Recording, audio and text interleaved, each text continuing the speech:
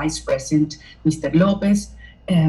We are living a thrilling moment, risky, surely, but at the same time full of new hope and building up strength and bringing a country together. I think that's one of our main challenges and what gives me so much confidence in what we are achieving right now and the result of all this journey. Our campaign is going through a very exciting moment because I don't have to describe the devastation the regime has provoked in Venezuela, has generated in Venezuela in the last 24 years. Yourself and all the citizens of the country in our hemisphere are witnesses of what this tragedy of our migration has represents. I mean, when you have a fourth of your population living against their will, their country, because they need to survive or they need to send something back home, it is a proof of what the country is going through, the lack of future opportunities for young people.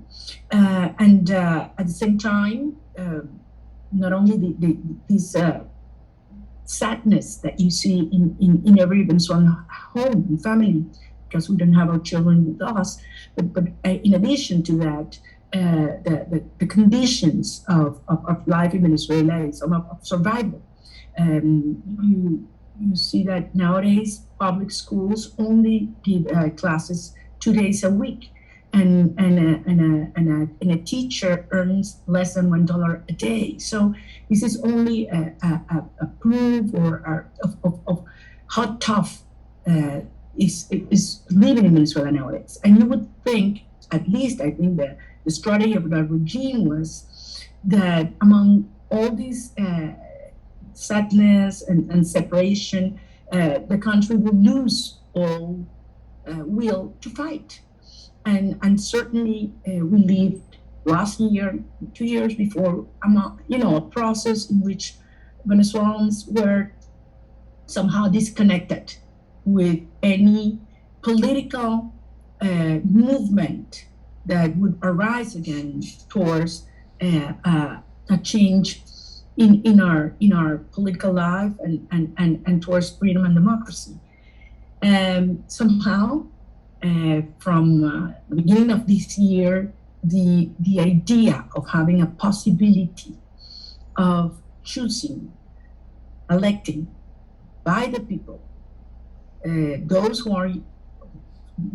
of us who are here and those who are around the world, of choosing a new leadership that would put in place a robust strategy to confront the regime, to bring the country together, to identify where are their weaknesses, and also to get every single other stakeholder aligned with their incentives, aligned with this possibility, has awakened the Venezuelan society. And I have to say that I am overwhelmed by the degree of support of people coming out and saying, I want to be part of this cause. I want to be part of this movement that goes well beyond an individual, a leader, or a political party. So I would end this part saying that I realize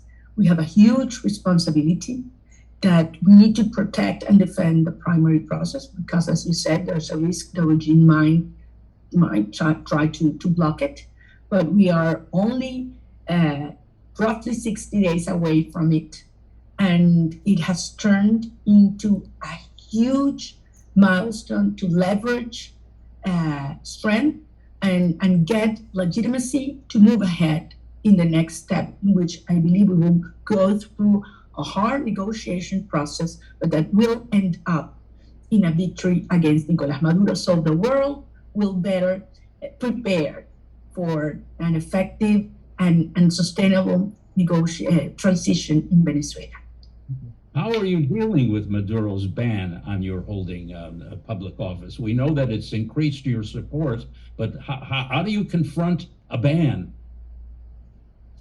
Well, I was worried, I have to say, because I knew it was coming. And I thought a lot of people might get discouraged. But on the contrary, Ambassador Skoll, the opposite happened.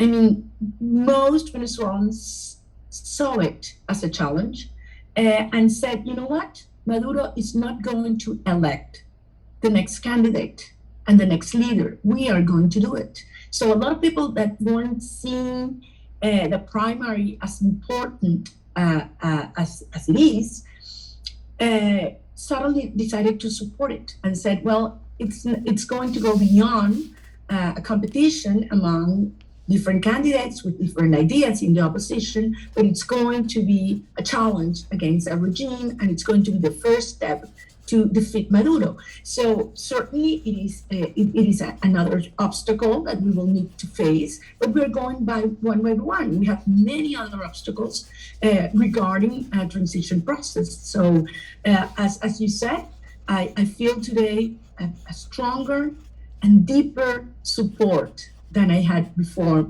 the regime committed that, I think, mistake for them. Now, you've been threatened by the regime and its supporters, right? Directly threatened. We've all been threatened. I mean, if you live in Venezuela, it is under circumstances of great fear. Venezuelan mothers are threatened every day that they will lose their food stamps and the bag of food that they get supposedly once a month. I mean, Venezuelan farmers are threatened all the time that they won't get the gas they need to move and sell their crops, and actually they are damaged and they are persecuted when they participate in our rallies, in our activities, and people still show up and with more and more strength, and people start saying, as a woman in a mother in Bailadores in Merida once told me, I was telling her that you have to overcome those fears. And she said, well, what are they going to take away from me? What else are they going to take away from me? A bag of food, they took my children, which had to leave the country. So I'm committed, I'm willing to do whatever it takes. So yes, we received several threats to our lives, to my team in different parts of the country, but I realized that it comes from their own fear, because they know they lost their base of support, even in the Venezuelan armed forces.